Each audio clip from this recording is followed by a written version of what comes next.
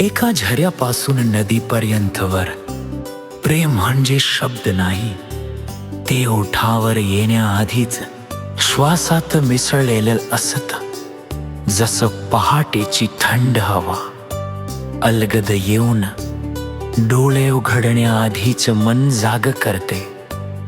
प्रेम म्हणजे डोंगराच्या कुशीत लपलेला एक शांत झरा, जो कुणालाही आवाज न देता हळूच वाहायला लागतो आणि स्वतःलाच कळत नाही की तो कधी नदी होणार आहे. तो झरा म्हणतो, मी वाहतोय कारण मला थांबता येत नाही. मी देतोय कारण मला साठवता येत नाही. प्रेमही तसंच असतं. ते विचार करत नाही, हिशोब ठेवत नाही. ते फक्त वाहत राहतात.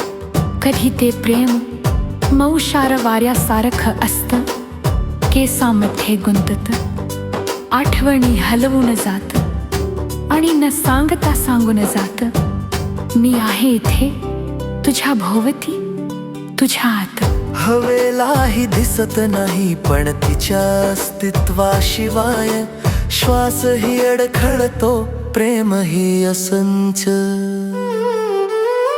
नजरेतन दिसणारं पण नसल्यावर सगळंच ओस पडलेलं. कधी प्रेम आकाशात साचलेल्या ढगांसारखं असतं, भरलेलं, जड, शांत, आणि मग एक दिवस पावसासारखं कोसळतं. तो पाऊस विचारत नाही जमीन तयार आहे की नाही, तो फक्त बरसतो. ओलंचिंब करतो, जखमा धुतो, मातीला सुगंध देतो. प्रेमाचाही पाऊस असाच असतो. तो भिजवतो, कधी रडवतो, पण शेवटी कोरड्या मनालाच जिवंत करतो. पावसाच्या थेंबासारखं प्रेम प्रत्येकावर सारखं पडत नाही. कोणी भिजतो, कोणी पळतो, कोणी छत्री उघडतो, तर कोणी भिजायलाच प्रेम करतो.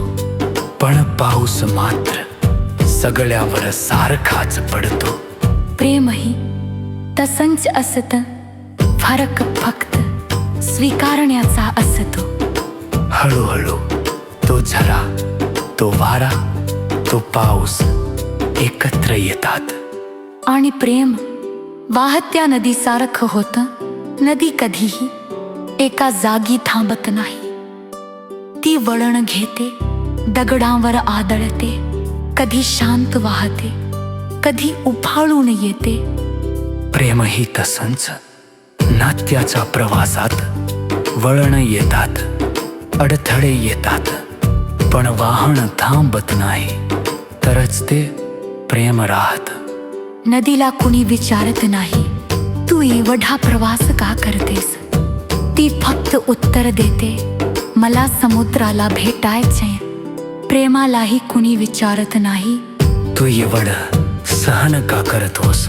ते शांतपणे म्हणत, कारण मला पूर्ण व्हायचंय. कधी प्रेम नदीच्या काठासारखं असतं, एकमेकांच्या जवळ पण थोडं अंतर ठेवून. कारण अंतरही प्रेम टिकवायला कधी कधी गरजेचं असतं. खूप जवळ गेलं तर पूर येतो, खूप दूर गेलं तर दुष्काळ पडतो. आणि शेवटी प्रेम समुद्रासारखं होतं, गंभीर, खोल, शांत दिसणार, पण आतमध्ये अमर्याद. समुद्रासारखं प्रेम सगळं स्वीकारत. नदीचं स्वच्छ पाणीही आणि तिच्या वेदनाही म्हणूनच सांगतो, प्रेमाला अडलू नकोस. त्याला झरा होऊ दे, वारा होऊ दे, पाऊस होऊ दे, नदी होऊ दे. कारण जे प्रेम वाहतं तेच खरं जगतं, आणि जे थांबतं ते फक्त आधान बनतं.